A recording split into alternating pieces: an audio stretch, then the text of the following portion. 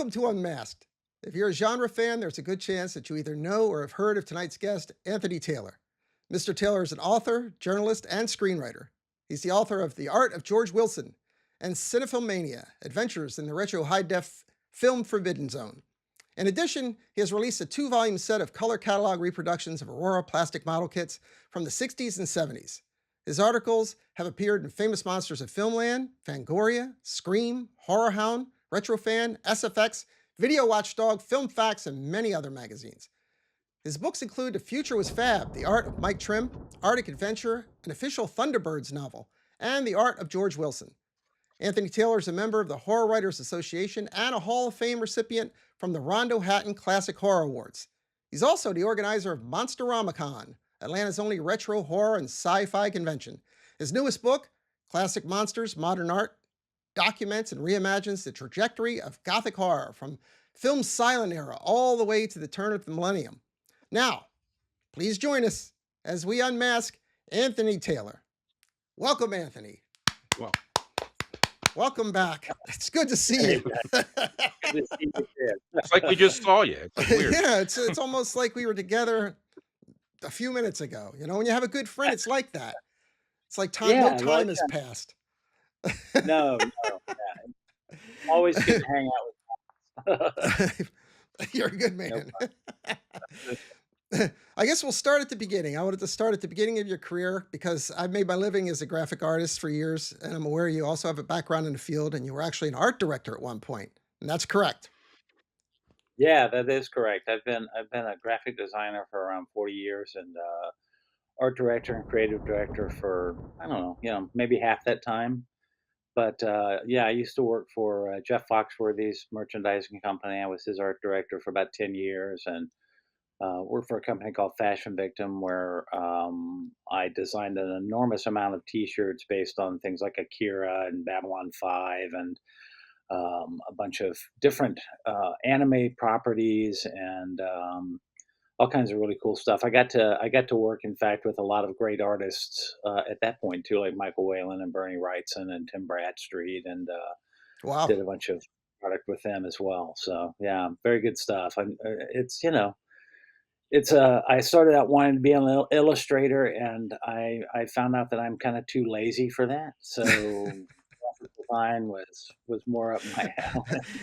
I think we have a lot in common. You might have the other half of this amulet because I Yeah, wanted to be a comic book artist, and I was just like way too much. I just couldn't do it. that was my original thing when I was a kid. I wanted to do that, and I found out that while I can actually render things fairly well, getting that continuity of look between likenesses of characters and doing all of that world design was just beyond my capability. So I'm Yeah, I with you. still dream about doing it, but it's the time consuming. I think it's past me now. It would take me months to get to, especially by yourself. Oh my goodness, it would take months. The Yeah, drawing, the inking, the coloring. Even with it being digital these days, it still take forever.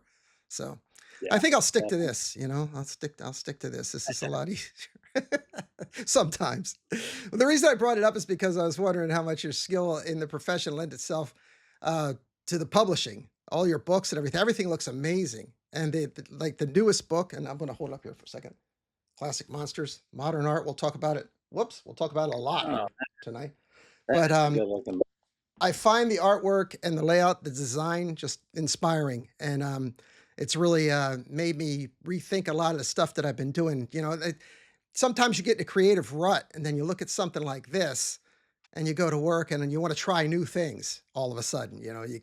It's like a refreshment. All of a sudden I'm like, oh, wow, I can do that. I can try some of those things, incorporate them into my work. I don't know if they'll Yeah, like it all the And I time, you know? try and and surround my stuff, things like that to yeah, inspire myself. I, Rich currently has a small T-shirt business. He sells classic monster T-shirts. He prints yeah, up and designs. yeah, You know, screen Cool. on his printing. website. Yeah, That's yeah. great. I made our shirts. Oh, So yeah, he's got our Oh, Planet of the nice. logo. Apes. He goes all the way back. How's that? That's good. How's America's Heroes shirt coming along? Have you gotten far with that? Oh, I've got to print some of those up. Yeah, America's Hero. I'm working on it. I've got the Agar, design. John John Agar. Agar, America's Hero. Yeah, yeah. You're familiar with John Agar, Anthony? Of He's course, our absolutely. he Yeah. was the everyman hero back in the 50s and 60s. Well, kind of like late 40s to early 60s, right? Yeah. I was Yeah. talking about how he beat the spiders, he beat the aliens, he beat the brain from planet Aris, so I call him around here, he's known as America's hero. So I'm designing Very a, cool. a t-shirt with him with the machine gun and I think it's great. But let's talk about the book. Let's talk about classic Thank you. Yeah, monsters, yeah, modern art. absolutely. What I think we what can have we to. what can I tell you about it? Oh man. Well, I guess we wanted to know mostly about how you chose the art because I know it's documented now that you picked the artwork. It was before 1999. The Well, artist, and yeah, the what it subjects had to is be before 99, and then the artist had to be after 2000. Is that how it worked? yeah, it was, basically right at the turn of the century, though that happened a year later, kind of officially. But Oops. all the characters are from before January 1st, 2000, and all the art is since January 1st, 2000. That's what it So was. all classic characters and subjects, but it's all art from within the last 25 years or so.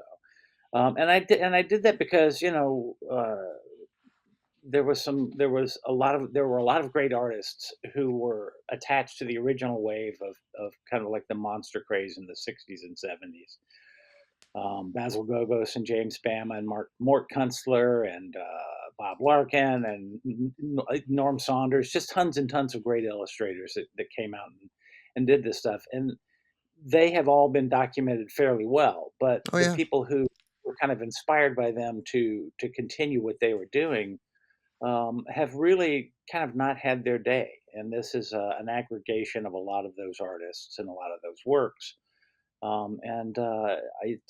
think that honestly, some of the best work that's ever been done of these characters and monsters and horror type characters, it has been done since the turn of the century.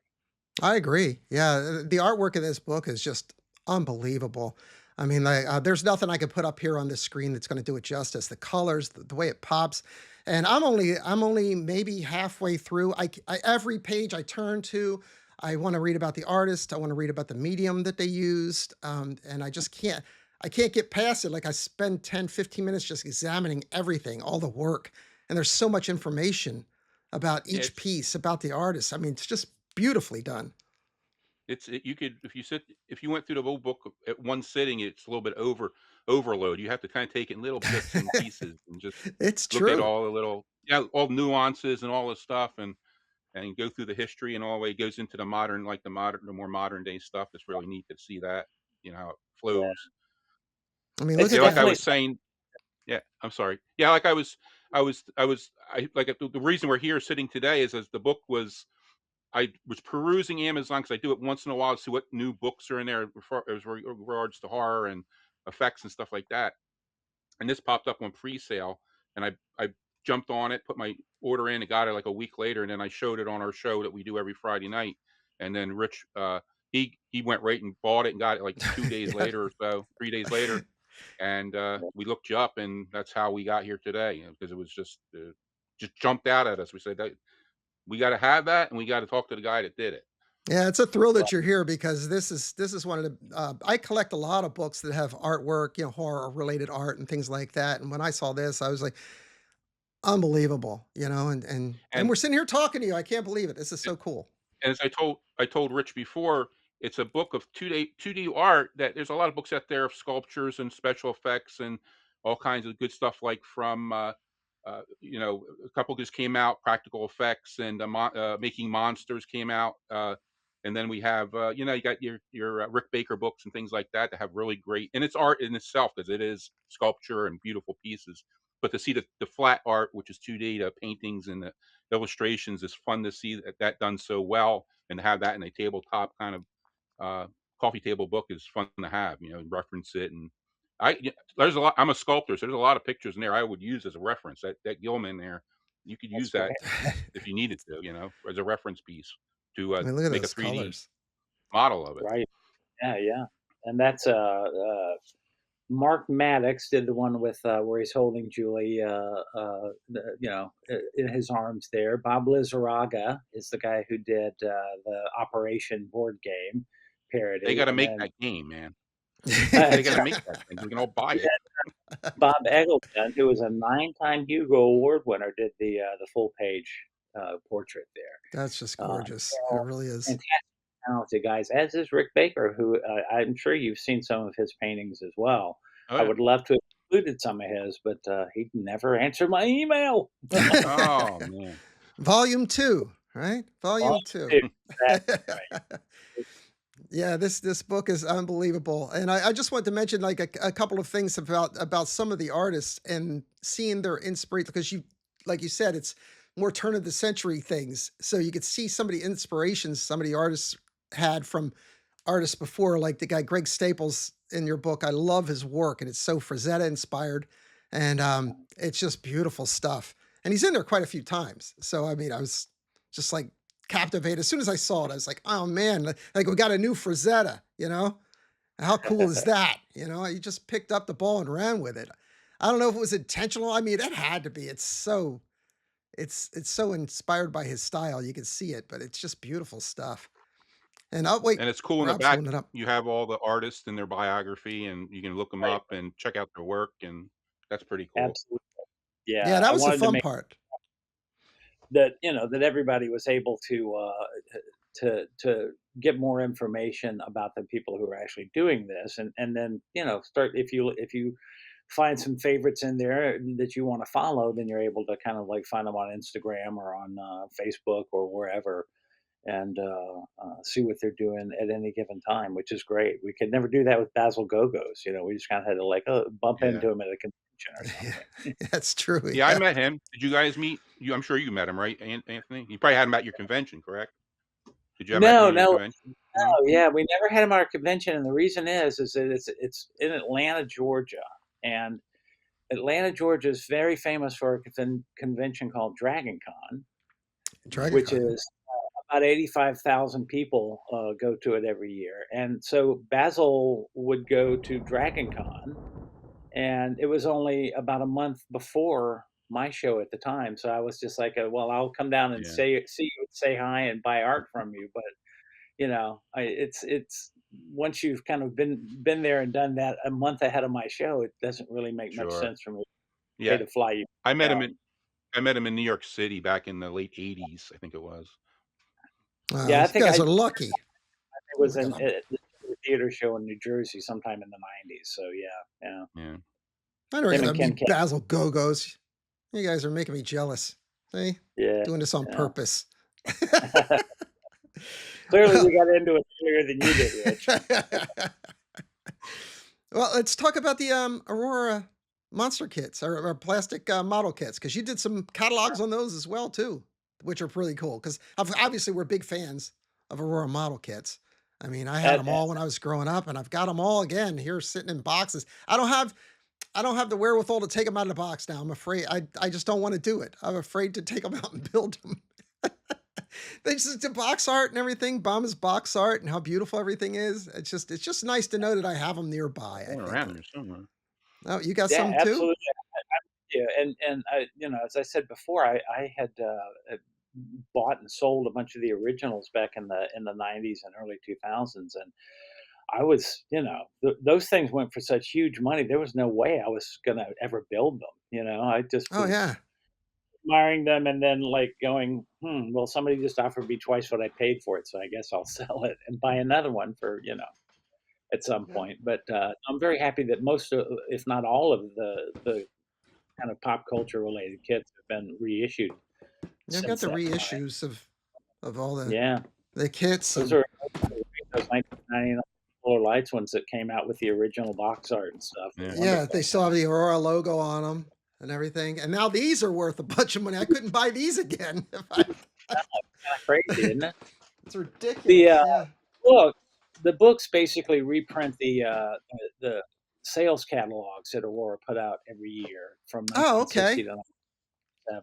Yeah, so the first volume is the 1960s, the second volume is 1970s, and I, in addition to reproducing the catalogs in full color, just as they appeared when they came around originally, I also did kind of a history and analysis of some of the impact that they had as introductions to both books, and then I included in that particular the 1970s issue or volume rather, I included an interview that I did with comic book artist Dave Cockrum, who designed a bunch of the Oh, Cockrum, monsters yeah. and a bunch of the stuff from the 70s he did for them. So that's included in that as well. I think he did this one, didn't he? Wait, I think I have one. I think he did Uh-huh. the Metaluna. That's Yeah, Cockrum, that's right? yeah, Yeah. exactly. So that's one he designed for them that was never produced by Aurora, but they had it. They had the sculpture done for it, and I believe that they also had the tooling done for it. And eventually, the guys at Atlantis Models, who are also good friends of mine that I know from doing these shows for the last 40 years, um, were able to get the rights to it and put it out. So Yeah, yeah, I it's was jazzed when I saw that. I was like, "Oh man!" And they never made a Metaluna. I was like, "Holy!" And then I saw Cockrum's artwork, and I was like, "How'd they get Cockrum's artwork on there?" So now I know. I- it's That's all cool. stuff that he did for them back in the day, and then eventually it finally came out. What about 4 or 5 years ago, which is amazing. So Yeah, and they just yeah, reissued the. I think Dencom is that who it is? Just reissued the monster scenes again. And right, I bought the first line of reissues, and I still have all those in the boxes too, because I had those when I right. was a little kid, and I loved those things so much. I cherished them. And you'll see over if I can figure out how to get my finger in the right place. Whatever. Uh, that 1971 catalog cover that's on the cover there that we're looking at has the Vampirella Yeah, you can see and Vampirella on there. Mhm. Monster Scenes line. So yeah, those just came out. They're very reasonably priced. Again, they're like most of them are 18 to $25, I think, which is Yeah, pretty reasonable for a model kit these days. So I see they're Captain literally Action. Captain last Action's on week. the cover too. I So Yeah, I love yeah.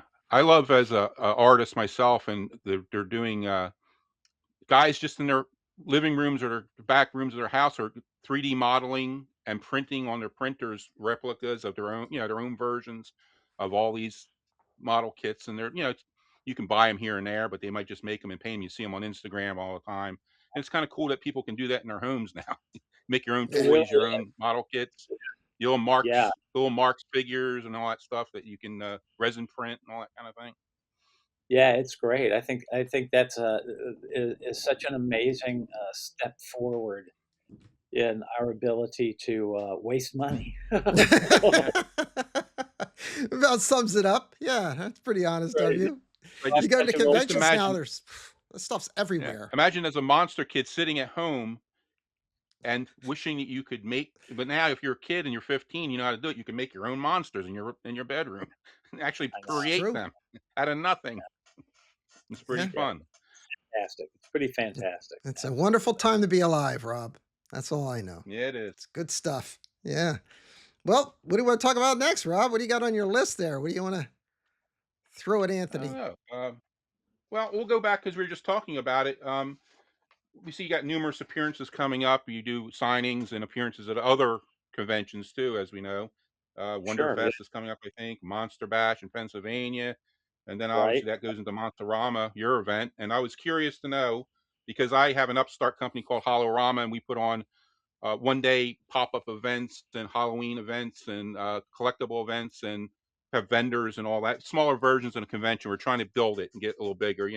So I was wondering Yeah. what was like 13 or so years ago. How did that come about? How big was it when you started, and then just how did it work? How did you just come up with your event? I'm You just got to give curious. Rob some inspiration now. He's going to get fired up. There you go. Yeah. I mean, I started going to conventions of one stripe or another about 1976. I was big into comic books back then, and so I would make my mom or dad, I would drag them to, or they would, make them drive me to shows, as far away as Atlanta, which was almost 4 hours because I grew up in South Georgia. And eventually, as I got older, I was able to go wherever I wanted to go myself in my own car. and started going to different kinds of shows. But I was going to shows that were kind of like more generally. They were less specific and more like something like Dragon Con, where they kind of tried to appeal to everybody. But I Different had genres. Yeah. yeah, exactly. I had kind of, a specific need that I want or itch that I wanted to scratch, and started going to Wonderfest and Monster Bash and whatever other shows of that nature I could find. And eventually I was like, "Dude, I'm driving way too far or having to fly to go to this type of show. And there's nothing like this around the Southeast. I wonder if I could just maybe find one that was a little closer." I never could. So I figured, well, I guess I'm going to have to put one on then. And I had been appearing at a show called Timegate, which was a weird little Doctor Who and Stargate mashup show here well, I say here in Atlanta. I don't live in Atlanta at the moment, but um, and made some friends there, and eventually talked to one of them who was the chairman of the show into working with me to do the first Monsterama. And we did that and had Veronica Carlson from the Hammer movies, and Larry Blameyer Awesome. from The Lost Skeleton of Cadavra, and a couple of other people there, and had a great time, had a great show. That was 2014. Eventually, Susan, my partner, decided she wanted to go traveling around in an RV, and so I found another partner in our social media director, Suzanne Nybert, and she and I have been doing it ever since. And every year, we just kind of I handle all the programming and marketing and design and kind of like the getting the guests and all of that kind of stuff. And then she handles the operations end of it. And we have two skill sets that kind of really blend together well. So we're able to kind of make all of this happen, and we're just doing it because we have a great time. And every year, when we have money left at the end of the weekend, we just roll it into next year and get kind of like bigger and bigger every year. So That's we're great.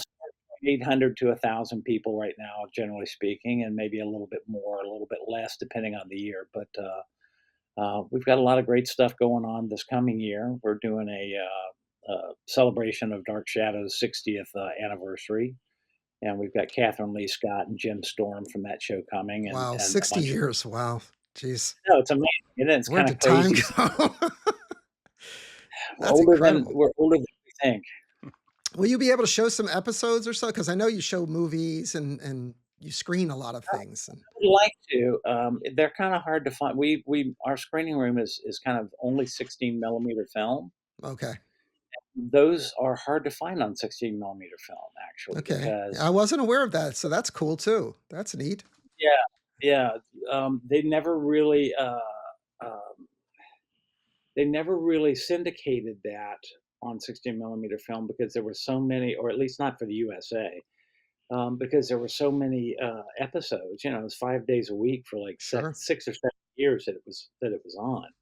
That's an awful lot of 16 millimeter film. So Yeah, I uh, imagine. Yeah, right. what we will show probably is Night of Dark Shadows, which does actually have that was a feature film that they did based on it, and possibly House of Dark Shadows, which Jim Storm is in. So we'll probably show one or both of those, and then we also have a big celebration for Richard Matheson's 100th birthday. Oh, The yeah. writer of I Legend and Incredible Shrinking Man. That's it right there. Yeah.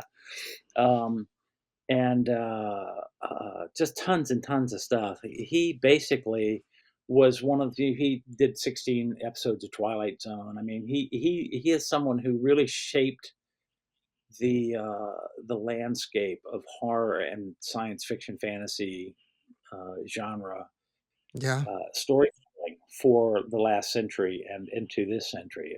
And although he's no longer with us, I kind of felt like he's somebody whose work really speaks to me and got me interested in being a creator myself, Yeah. and wanted to do something to celebrate that. So his son Richard Christian Matheson, who is also a renowned writer and a screenwriter, and his daughter Allison Marie, who is a producer and screenwriter, also are going to be with us, and then Jim Storm actually starred in a television movie that Richard wrote, so he's going to talk about that, and we've got um, some other people that are coming that are writers who have kind of like the guys who did the Richard Matheson Companion are going to be there to talk about his stuff, and we're still adding guests here and there as well. So Yeah, it's I'm going to really be a big. excited about that. I'm a huge Matheson fan. I love the guy. I love all of his work. And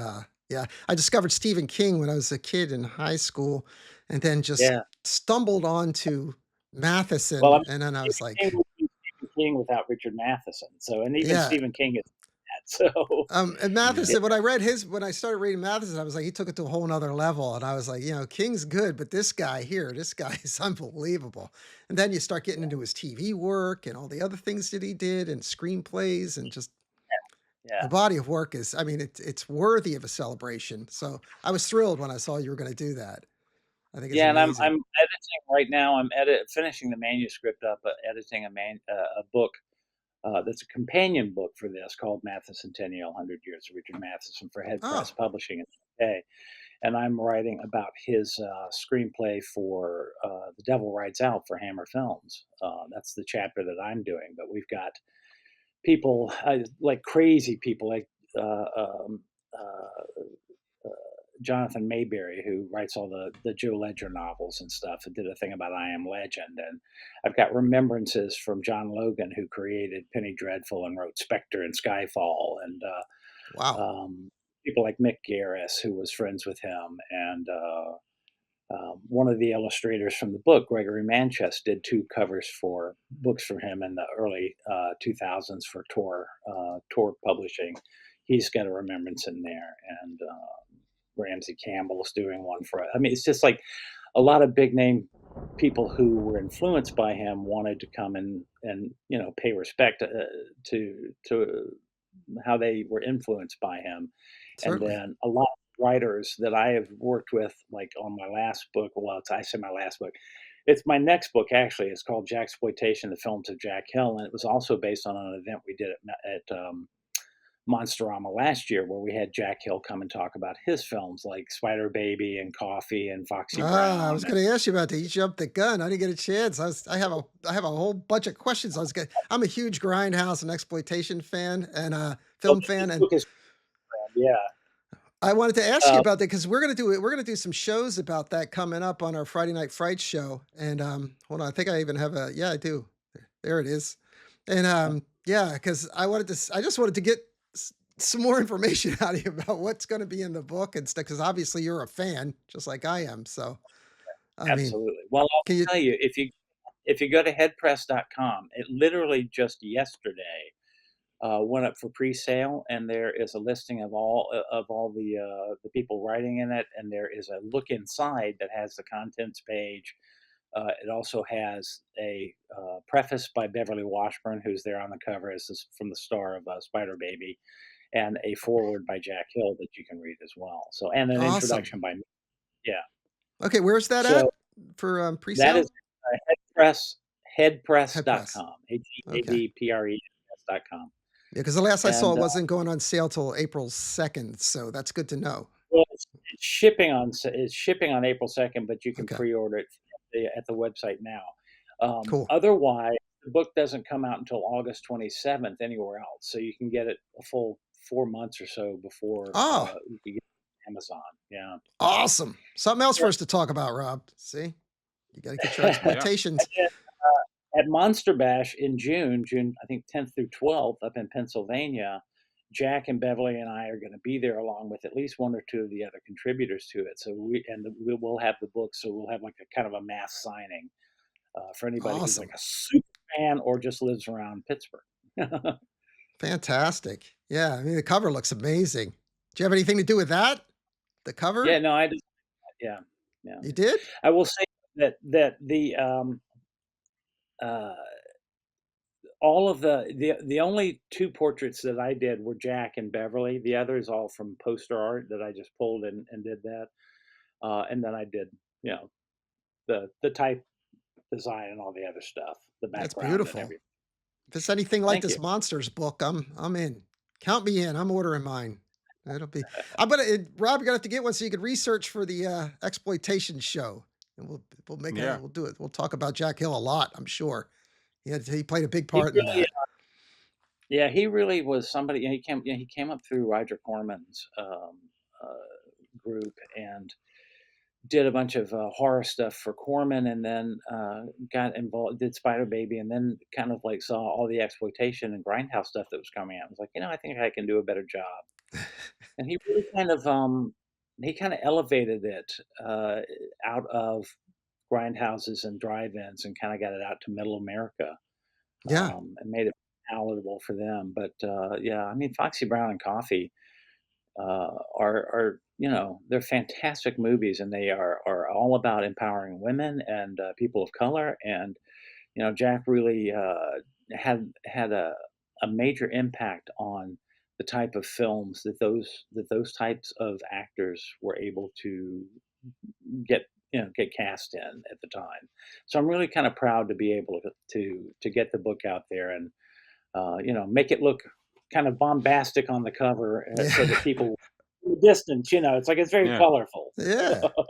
Well, he brought people onto the screen and stories onto the screen that people who looked like that weren't used to seeing in movie theaters. And he gave them some entertainment that it still sticks with us today. I mean, this stuff has got quite a following. Including myself. Rich, when we do our episode on the exploitation, do we have to wear pimp hats, like big fuzzy pimp hats?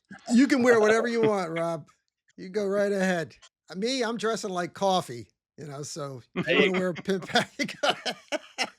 get that red halter top, man. That's it. Yeah. It's in my closet. I've been dying for a reason to wear it, and finally, I think Well, I it's might have it's found one. it's great that Jack is still around to be part of this, and It really is, and that's that was something that at the same time last year when we did the thing with Jack. I'm also a huge Twilight Zone and Rod Serling fan, so we did and last year was Rod's 100th birthday as well. So we did a big Serling-bration, as we called it, with that. But it was so gratifying to actually have Jack be there and be like, wait a minute, whoa, all these people want to come see me and talk about my movies and stuff. That's crazy. So yeah, it is nice that he's still around. It's great that we're going to be able to do the signing with the book up at Monster Bash, and he'll get more of that great love. That's fantastic. Look at it, keeping it alive. See, you're giving information to people that a lot of people have never heard of this stuff or Jack. So it's something out there that can be educational, just like this book. To kids who are coming up and trying to learn about the genres and all the different aspects of horror, sci-fi, all this cool stuff, and exploitation. And to me, anyway, grindhouse exploitation fits right in there. It's all like one Yeah. big universe as far as I'm concerned. yeah, I think that if you show this to your grandson, My Rich, he'll probably grandson. get a kick of what. Yeah, any kid like of age, a younger age, might just get a kick out of it because it's like I said, it's like a big illustrative book. It's kind of like a coloring book in a way, but artsy, and it would be great for them to look through it and probably know a lot about it if their father or uncle or grandfather, whoever is into this stuff. They can sit there instead of reading the little choo-choo train that could.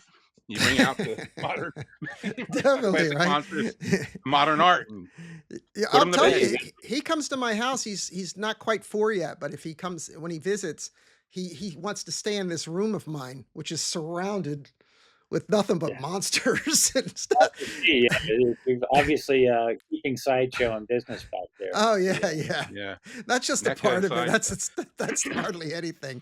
But yeah, he comes in here. Let me see your room. Let me see your room. I have to bring him up here, and then of course I have to tell what's that? What's that? What's that? And I have the big creature groundbreaker up on the wall, and he loves that Oh, thing. great. So I have to Yeah. tell him I all about missed the out. creature and who it is. I'm And always keeping my eyes open to try and find one at a reasonable price because I missed out on those, man. oh, my wife found it for me. I think she got it for me for our anniversary a few years I ago. got the And li- oh yeah, you I get got the the little Yeah, tiny one. miniature one. That's the little guy. yeah. A lot of people were buying those thinking they were getting the real deal, and they were opening up this little box. I was like, you really thought that thing was $29.99? Come on, give me a break. Yeah, I wish. Well, man, this is great. Oh, well, Uh, yeah, and Monsterama. I want to get back to that for just a second because I'm really looking forward to coming there. And I know Rob is. You're going to go this year, right? Are we going to invade I'll Monsterama? see. I'm gonna try to make it. Yeah, we're not far. We're just outside of Jacksonville, so we're not that far away. Oh, yeah. No, hey, man, I spent a lot of time when I was a kid in Jacksonville. I guess you're talking about Mm. Jacksonville, Florida, right? Yes, Yeah, yes. correct. Jacksonville, Florida. Yeah. I used to live at 315 Riverside Avenue Ah, when I was okay. very, very young. Yeah, I think that's a hospital parking lot now. Ah, Last time I checked Google Maps, but yeah, come on up and just let us know, and we'll get you guys press passes and stuff. So, That'll be great. say Yeah, Monster Kids do. I was supposed to come last year. I couldn't make it, but this year I'm definitely going to be there. Especially if you Matheson, Dark Shadows, all this. I yeah, mean, come on. Plus, you're going to be there, right? I imagine you're going to be I there. yeah, yeah. Maybe. be there.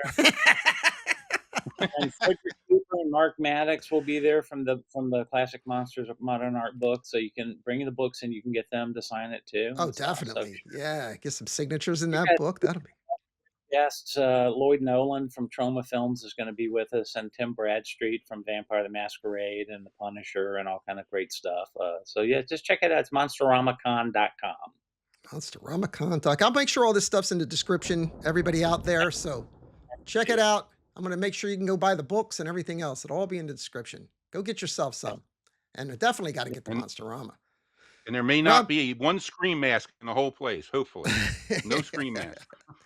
You never know. I'm not gonna turn Yeah, away somebody just for a yeah, scream yeah, that's mask. what I say the same thing when we started this whole thing with the Monster Kid Studios. I was like, I don't want people to be confused and think all we're going to talk about is, the Bride of Frankenstein. Because I consider even the younger kids, they grew up with Freddy Krueger and Jason and, all this stuff. I consider those guys just like a second generation type of monster kids because they were into that stuff just as much as we were. I mean, all the Absolutely. little, all the little And I kids were mean, walking around with the gloves. And, all of that period was still very formative for me as well. I mean, sure. and to be honest, I mean, Monsterama has got to continue to move forward because honestly, we just can't find yeah, guests. a lot of the people in the guests are dying. The potential guests Yeah. are going because a lot of the movies that we talk about are so old and they were already adults when they were in them. So you just got to do the math, and you see we need to make sure that we're appealing to a younger crowd as well. Yeah. And I have a feeling, because it seems we're getting older too, and Well, I don't know how that happened, but, it yeah, seems to be Anthony, the happening. one thing that's good currently that we have that's going on is they are remaking the classics on one level or another. Frankenstein and the Mummy they're trying to do again, and Dracula. So at least they're doing that, and that will help in the modern version of that will help with your situation and bringing in the younger Absolutely. group. Maybe I don't. Yeah. And what amazes me, I'm also doing some stuff for Serling Fest up in Binghamton a couple of weeks after our show because I wound up having Ann Serling and some of the other Mark DeWidziak and some of the other Serling and Twilight Zone people last year. And they were like, "How do you get these guests? Can you help us maybe find some people to come around?" It's like, sure. Um, that having spent time around Anne, who did it, who's when she goes to shows, she's mainly selling her biography, which is a story about her and her dad, and it's called "As I Knew Him, My Dad, Rod Serling." Um, People of all ages, all colors, all creeds, all cultures come up to her and tell her how much her dad's work meant to them or means to them. And it's just an amazing thing to watch. And why I think that happens with so many younger people now is because, like the Sci-Fi Channel and these other guys, 4 or 5 times a year now run these 3-day Yeah. marathons Oh, yeah. of nothing but Twilight Zone. Yeah. And even though it's hard to get fairly young people to watch a black and white program, apparently they're watching that because they come up and say, "Hey, this is my favorite episode. This is what it meant to me. This is amazing stuff. I'm really happy to meet you, and can I buy a book?" You know, Isn't that cool? That's all these it years really is. later, it's mind blowing, Yeah, it really is. it really I is. mean, It's great. you It's watch a very couple of gratifying. those episodes, you get hooked. they rope you right in. The writing was fantastic on those episodes. They really put a lot of work into those things. Those guys Yeah, weren't phoning it in back then. not at all, not No, at it all. was some great stuff. I still watch, Night Gallery. I love Night Gallery. What a great So do I. show. Gives me the Yeah, creeps. As soon as it comes on, I get like I feel like I'm 12 years old again. I get the creeps, you know? It's just like there's just something atmospheric about that show. It just blows me away. Right from the beginning when he's walking through that gallery and just starts yeah, he had this way of delivering, the monologues and stuff. They're just yeah. I I wanna watch it right now. What we're talking about. I get all up for that stuff. It's so great. Turn the lights down, put it on. So, yeah, yep. my kids watch it with me. That's good stuff. They Definitely. dig it. Yeah, I try to get them into the old stuff, just I always tell them, just give it a chance, because right away if they see it's in black and white or my middle son, he's like in his mid 20s now. He used to always say, "Oh, you got to watch this with me," and I'll say, "When was it made?" That was his first question. And if it was like after 1990, he'd be like, I don't want to watch that. But he's come a long way since then. So, yeah, good. It's fun to introduce him to that sort of stuff. And we're going Definitely. to get ready to wrap it up, Anthony. I think you've been great hanging out with us, but we have some unmasked questions we have to lay on you, as Okay. will be our tradition with everyone, just to try to get a little more insight to who Yeah. is Anthony Taylor, because that's what people want to know. I know that's what I want to know. But So let's it's like still, the Cool Bear questionnaire, but for monster kids, right? yeah, exactly. Just give everybody a little bit more something, something. Because you notice I didn't bring up AI. Although I did want to hear your take on that because I hear it's fascinating. Just, it's pinned to my Facebook wall. Just go read it. It's like, Yeah, I was thinking to myself, should I give him a chance to rant about this one more time on the show, or should I just give him a break? And I think I'm going to give you a break. thank That's what you. I'm I going to do. appreciate Yeah, and we're going to talk. Let's say the first question I wanted to ask you is, with all you've accomplished, is there still a dream or a goal that has not been realized? Something that you're still looking forward to?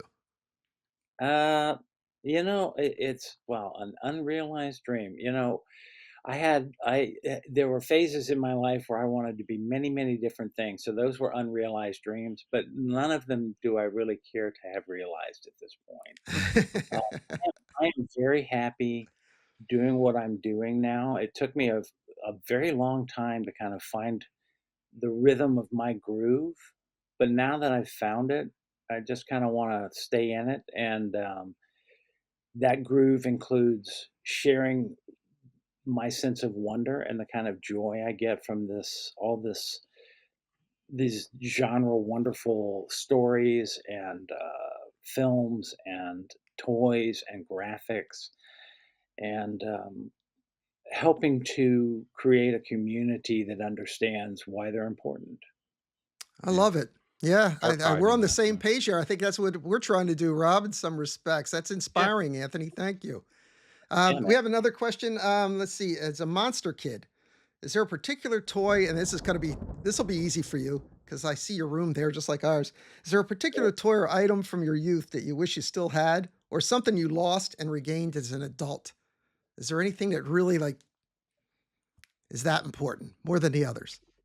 Well, I would say the Aurora model kits were that thing that I had and regained as an adult from a different perspective. Obviously, Sure. I regained it out of a sense of nostalgia, but I found out uh, being hyper exposed for so long, I kind of began to understand the reasons why they had kind of sunk in so deeply into the firmament that is me. Um, because of they're totems for the stories, they're like Sure. touchstones, things that we can take away that are physically in front of us that we can paint and build and create and become a part of that story ourselves. And Absolutely. that's why they stuck with me for so long and why I still kind of always will go back to them and say that they are a very one of the most important things that drew me into a life of creativity and Okay. making art for other people. Well, thank Yeah, goodness, right? Anthony.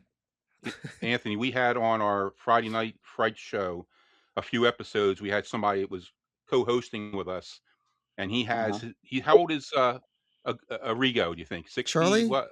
Yeah, he's in his mid mid 50s. six, Like, yeah, mid I think he's 50s. You sure? yeah, I think he's like Well, 55, 56. he's got a whole collection. He has the Aurora kits he built and painted when he was a kid. He has them all with all the box art behind them. He still has them all, the Yeah, original ones, in and his he's got house. Yeah, every, glow in the dark kit still in the box, still in the plastic. yeah, He bought them all. yeah. And I say Nice. I don't he's got all those masks. You should see. We have a whole episode about it. We call it the mini Acker Mansion, his house. Yeah.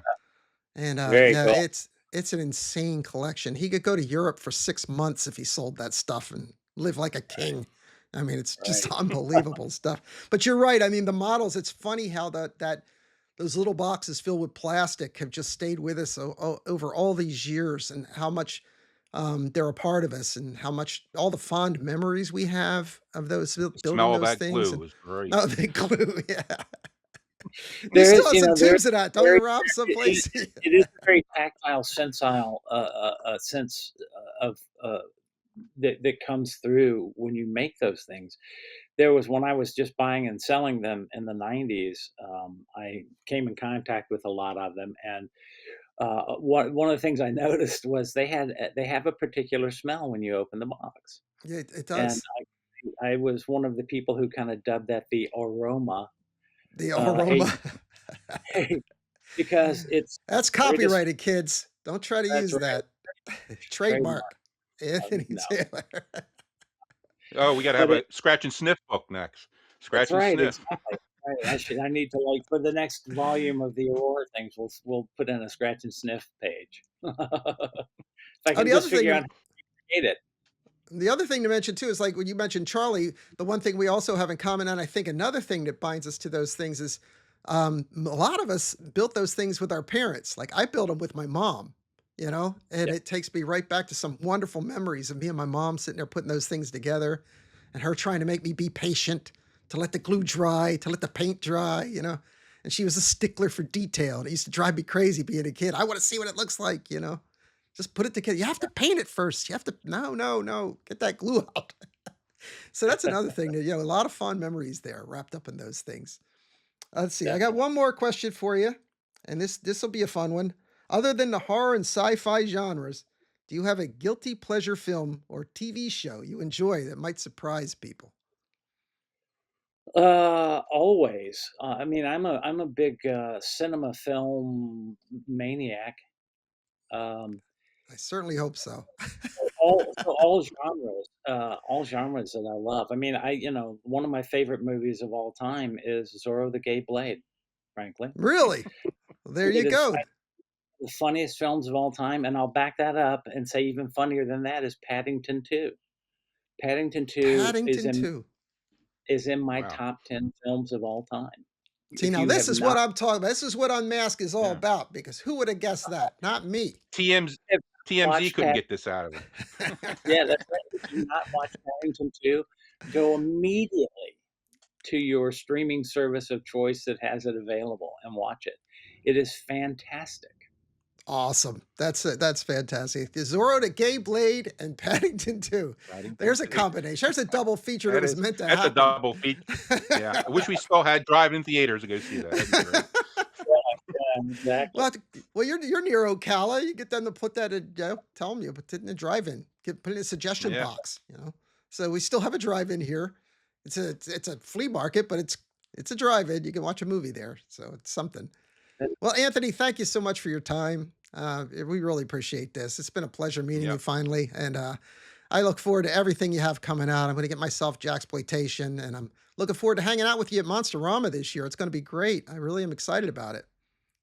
And oh, That's there he great, is. guys. Yeah, There's. looking forward to seeing Yep. you both there. So, I just want to plug your you know, website real quick. It's sure, it's goanthonytaylor.com, and you can check out all the books. There's links to Monsterama. There's links to all the other shows and appearances that I'll be doing this year, signings and other events and things as well. So, easiest way to keep up with me is to bookmark that and come back every once in a while.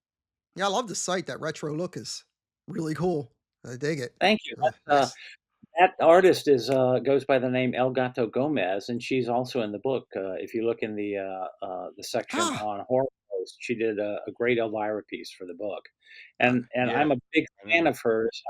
I have 5 originals of hers, so she's very affordable, and she's online all over Instagram and Facebook, and look her up, El Gato Gomez. Gato Gomez. You looking for it, Rob? Looks like he's looking in the book there. You can't go yet, I Anthony. am, No, but he's looking for the he's looking for the yeah, arrow. You come on this show, you never get to leave. That's just the way it is. You're stuck in that painting forever. That's just the way it goes. the Dorian Gray. Yeah, Dorian Gray.